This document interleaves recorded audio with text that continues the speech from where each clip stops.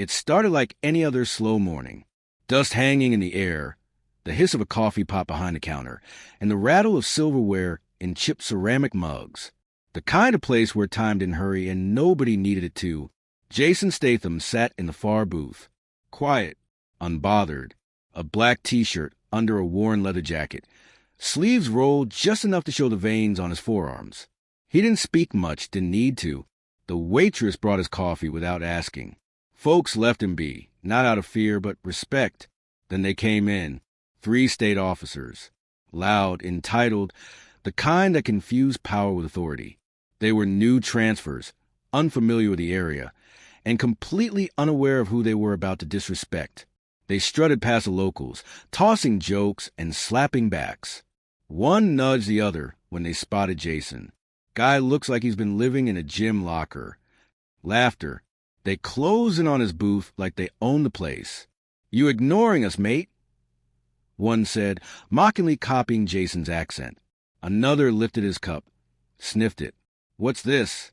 "Protein shake and tears." They all laughed. The room went quiet. Jason didn't blink. He didn't move.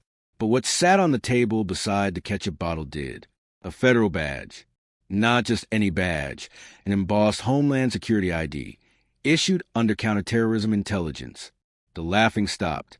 Let us know in the comments where you're watching from, because when a man like Jason Statham sits in silence, it usually means someone else is about to learn a hard truth. Jason Statham didn't come to town looking for trouble. In fact, he came to get away from it. After 20 years in the shadows, Special Forces, Black Ops, and finally Homeland Security, he'd seen enough. Violence, betrayal, corruption. Men hiding behind orders, women broken by systems. It all left a mark. So he picked a quiet town in Tennessee. Unassuming, slow, predictable. A place where people still nodded good morning and asked how your folks were. He bought a small house on the edge of town, near the lake. No security system, no fence. Just quiet. Locals took to him fast. Not because he tried, but because he didn't. He was polite, respectful, never pushed. Helped an old man fix a flat in the rain. Carried groceries for a young mother with twins. The kind of things that didn't get posted online but stayed in the heart. But Jason had rules. He didn't talk about the past. Didn't flaunt the badge unless he had to. And he sure as hell didn't want recognition. What he'd done was his burden to carry, not a story for diner chatter. He came to that booth every morning. Dana, the waitress, would pour his coffee with a smile and no small talk. Just how he liked it. But small towns don't stay quiet forever. And sometimes the storm doesn't find you because you're loud. Sometimes it finds you because you're still. Those 3 officers had no idea who they were humiliating. No clue what kind of man sat before them. And no understanding of the respect he'd earned not from rank, but from restraint. The only thing louder than Jason's silence was what would come after it broke. The lead officer, Mendoza, leaned in just a bit too close, his badge glinting under the flickering ceiling light. "Didn't catch your name," he said with a smirk, like a man who'd never been truly humbled. Jason looked up slowly, eyes locked but unreadable. No expression, no reaction. Mendoza didn't like it. That kind of silence stripped him of power.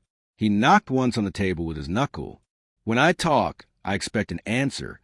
The other 2 chuckled, flanking Jason like hyenas testing a lion who's still lying down. Dana, the waitress, froze. She was holding a tray of pancakes at the next table, her eyes darting toward Jason like she knew something they didn't. She wasn't wrong. Most of the town had figured it out by now. Jason wasn't just the guy in the leather jacket. Word travels, even when men like him try to keep it from doing so. Old Frank at the counter leaned forward. "That fella's been here every day since last fall. Never starts trouble," he muttered under his breath. "But I've seen what happens when trouble starts with him." Meanwhile, Mendoza noticed a badge on the table. At first, he thought it was fake, a prank, but the seal was real, federal, and the ID tucked beside it had Jason's name, his real name, and a clearance level higher than any of them would ever reach. His smirk cracked. Jason finally spoke. Just 3 words. Quiet, calm, Is there a problem? In that moment, Mendoza realized he wasn't in control. He'd poked something far larger than he could handle. Something trained to remain still until absolutely necessary. And now it was watching him back. But pride doesn't surrender easily, especially in men who wear uniforms without fully understanding the weight behind them. Mendoza straightened up, masking the flicker of doubt in his eyes with scoff. "Nice prop," he muttered, nudging the badge with the back of his fingers. "You picked that up at a pawn shop, or earn it dressing up in Washington?" The diner's air turned heavy. Dana set her tray down, hand shaking. Even the cook, Harold, peeked through the serving window, his spatula frozen mid-flip. Jason remained still. Not a twitch, not a word. But Mendoza wasn't done. His buddies were watching. The patrons were watching. And when insecure men feel a spotlight, they often perform instead of reflect. He reached down and picked up the badge. Slowly, deliberately. "Let's run this," he said, turning to the youngest of the three. "Call it in. Let's see who our little diner cowboy really is." Jason looked up again. This time, his voice held the weight of something final. "You don't want to do that." Mendoza leaned in, lips curling. "Oh, I think I do." And just like that, the tension fractured. Not with yelling, not with a threat, but with the sharp, clipped voice of the dispatcher over the radio. "Copy that request. Officer Mendoza, stand by, redirecting you to command." A pause. Static. Then a new voice came through. Calm, sharp, cold. "This is Deputy Director Keene, DHS Counterintelligence Division. Who the hell is requesting information on Jason Statham without clearance?" Mendoza's face paled. His hand trembled just slightly as he lowered the radio. The diner had fallen into complete silence. Every eye was on him. And Jason?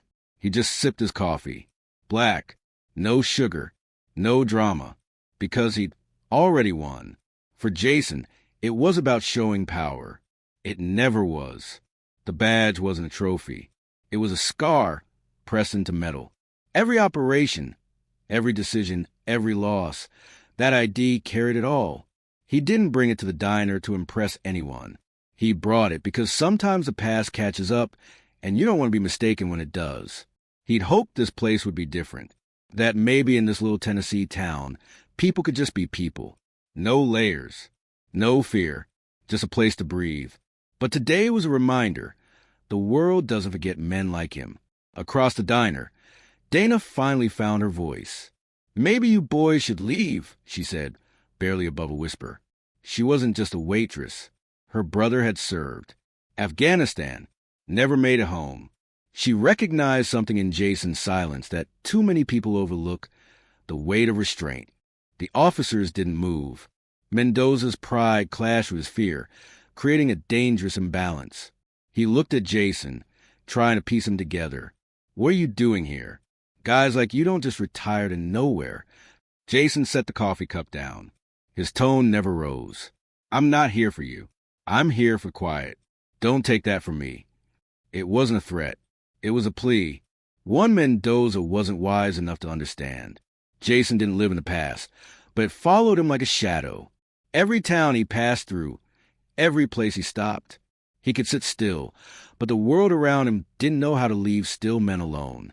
And for the first time in years, he felt the familiar burn in his chest, not from fear, but from the ache of being misunderstood.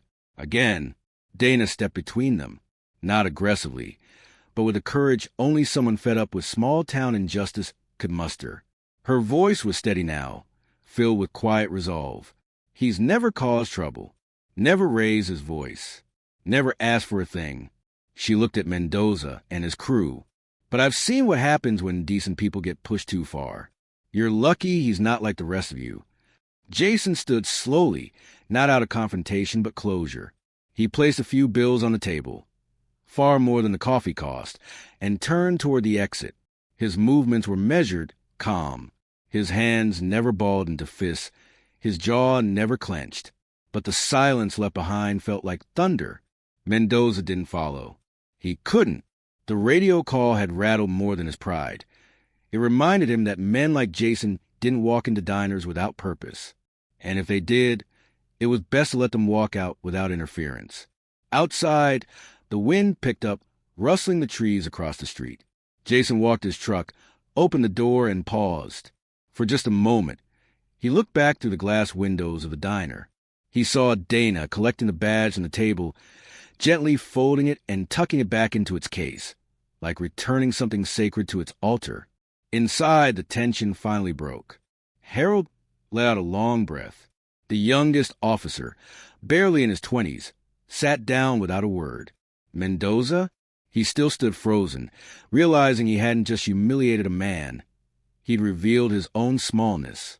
Jason drove off, gravel crunching under the tires. No destination, just space.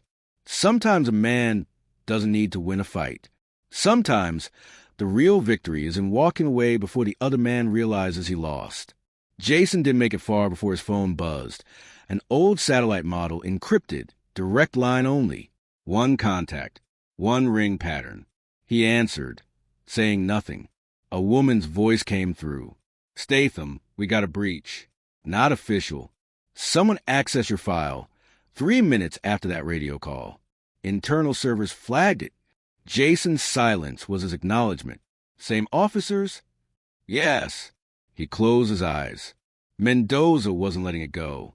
Humiliation breeds obsession in weak men. And obsession in a uniform? That's dangerous. He turned the truck around.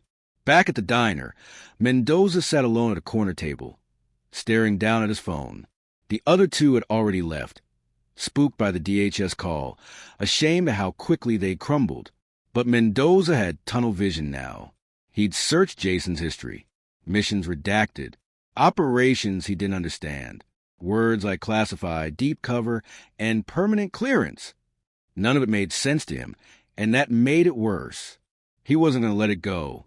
He thought Jason was a threat to his authority. And he was right, but not in the way he feared. Jason threatened the illusion Mendoza had built for himself, that the badge made the man. When Jason walked back into the diner, the room stopped breathing again. This time, no smirks, no laughter. He approached Mendoza slowly, calmly, sat across from him. "You went looking," Jason said. "It wasn't a question. You don't know what you found, and that should scare you." Mendoza stared, rattled but defiant. "You think just because you've seen action, people should bow to you?" Jason shook his head. "I don't need bows. I just need one thing from you." Mendoza leaned forward. "What's that?" "Leave this town the way you found it. Quiet. And clean." Mendoza leaned back, sneering. "Or what?" The challenge was clear, but the answer didn't come in threats. Jason reached into his coat and slid a folder across the table. Thin beige, official. "DHS sent this before I left the agency." Jason said, "A copy. For leverage. Insurance, they called it." Mendoza hesitated, then opened it. Photos. Audio transcripts. A complaint filed 5 years ago against him. A case buried by a sympathetic superior. Excessive force. Witness intimidation. The kind of record that didn't surface unless someone went digging. "I never meant..." Mendoza started, but the words died. "You weren't meant to be a cop," Jason said flatly. "You were meant to be better, but you chose this path. And now you're holding the matchbook in a room full of gasoline." Mendoza's face turned white. "Why are you doing this?" Jason stood. "Because I don't want to see this town burned down by someone pretending to protect it." The silence between them stretched. Dana watched from behind the counter, her heart pounding. Everyone did. And not because they feared violence, but because they sensed something rare happening. Accountability without a weapon. Justice without noise. Mendoza looked down, then up. "You could have ruined me." Jason didn't nod, didn't smirk. He just said, "Don't give me a reason to." He walked out again. This time for real. No second thoughts. No lingering. The door swung shut behind him. Mendoza looked at the file again, the weight of consequence finally settling on his shoulders. There was no public spectacle. No courtroom. No badge removal. But something more permanent had shifted. Sometimes the most powerful thing a man can do is force another man to face himself. A week passed. Jason returned to his booth each morning. The same coffee, the same silence. But the tension had dissolved. The town had seen what it needed to see, without a punch thrown or a headline written. Mendoza filed for reassignment. Quietly, no goodbyes. Just a sealed letter left at the sheriff's office. It said only, "You were right. He deserved better." Dana read it after hours, folded it gently, tucked it under the counter next to the emergency flashlight. Not as evidence, but as closure. The younger officer stopped by the diner one morning, sat across from Jason, nervous, respectful. "I just wanted to say sorry," he said. Jason nodded once. "Don't be like him." "I won't." The officer stood to leave, then paused. "You ever think about teaching?" he asked. "The right way to wear the badge?" Jason didn't answer right away. Then softly, "Maybe, one day." Outside, life moved on. The wind rustled the same trees. The town square held its weekend fair. Kids played baseball at the park. But there was a subtle shift in the air, an understanding that not all heroes wore capes, or even smiled. Some just showed up, did right by people, and left the noise to someone else. Dana placed his usual beside him the next morning. "On the house," she said. Jason looked up. "Not necessary. Neither was what you did, but you did it anyway." He said nothing more, just raised a cup in quiet thanks. Sometimes real change comes not from volume, but from the man who says the least until it matters most. There are two kinds of power in this world. The kind that demands attention, and the kind that earns it through silence, through control, through an unshakable moral compass. Jason Statham didn't need to raise his voice to command a room. He didn't need to threaten to stop corruption in its tracks. He just had to show up. Men like Mendoza come and go, propped up by institutions, fueled by ego, driven by fear of being ordinary. But men like Jason, they endure, because they understand that respect isn't given or taken. It's lived. His story in that small diner wasn't about revenge. It wasn't about putting anyone in their place. It was about reminding everyone in that room, and everyone watching this now, that true strength lies in knowing who you are and refusing to prove it to people who never mattered. He could have destroyed Mendoza. He could have gone public, made a scene, blown the whole thing wide open. But he chose the harder path, the quieter one, the one that leaves no applause but plenty of change. And maybe that's what the world needs more of. Men who walk into conflict not looking to win, but to restore something that's been lost. Decency, accountability, honor. So the next time you see someone sitting alone in a booth, quiet and unbothered, maybe don't judge the man by the silence. Judge him by how he leaves a room. If this story struck a chord, let us know in the comments where you're watching from. And remember, sometimes the loudest statement is made without a single raised voice. Jason Statham didn't come looking for a fight, but he made damn sure one never started again.